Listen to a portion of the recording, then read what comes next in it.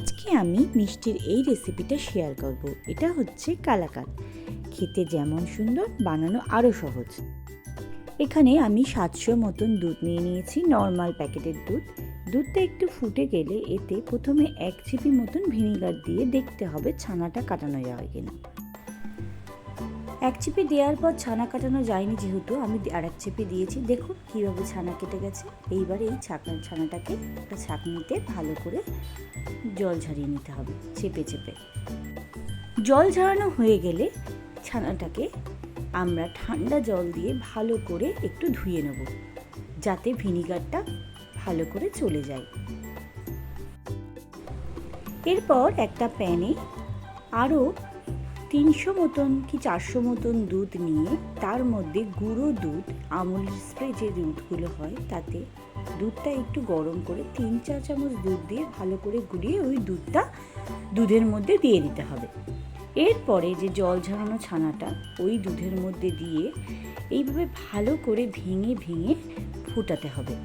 একটা কথা অবশ্যই মনে রাখবেন, ছানাটা যেন খুব ভালোভাবে ভেঙে যায়। দুধটা ফুটতে থাকবে ধিমি আঁচে, আর এর মধ্যে ছানাটা ভেঙে ভেঙে দেবেন। কিছুক্ষণ পরে আমি 5 চামচ চা চামচের মতন চিনি দিয়েছি এর মধ্যে। দুধ শুকিয়ে আসার পরেই লাস্টের দিকেই চিনি দেওয়ার চেষ্টা করবেন, তাহলে লালচে ভাব আসবে না। দেখুন অনেকটাই দুধ শুকিয়ে গেছে। এরপর আমি একটু এলাচের গুঁড়ো দিয়ে দিয়েছি এর মধ্যে। এলাচের গুঁড়ো দেওয়ার পরে আমি একদম যখন দুধ শুকিয়ে গেছে লাস্টে 2 চামচ গুঁড়ো দুধ দিয়েছি। গুঁড়ো দুধ দিলে মাখাটা একদম টাইট হয়ে যায়।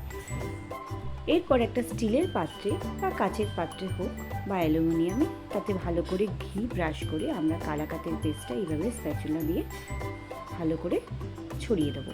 মনে রাখবেন যখন ছড়াবেন তার আগে যেন কালাকাঁদটা স্প্যাচুলা দিয়ে ভালোভাবে ভেঙে ভেঙে নেন। এইভাবে একটা ভালোভাবে একদিকে নিয়ে আমি একটা শেপ দিয়ে দিয়েছি। দেখুন কিভাবে শেপটা দিচ্ছি আস্তে আস্তে করে। এরপরে এর ওপর দিয়ে আমি একটু কাজু বাদামের পেস্ট ছড়িয়ে দিয়েছি।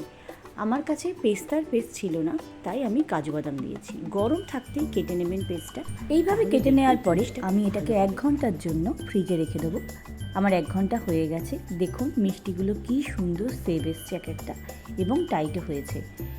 খুব সহজ পদ্ধতিতেই এই কালাকাঁদ মিষ্টি আপনারা বাড়িতে বানাতে পারেন।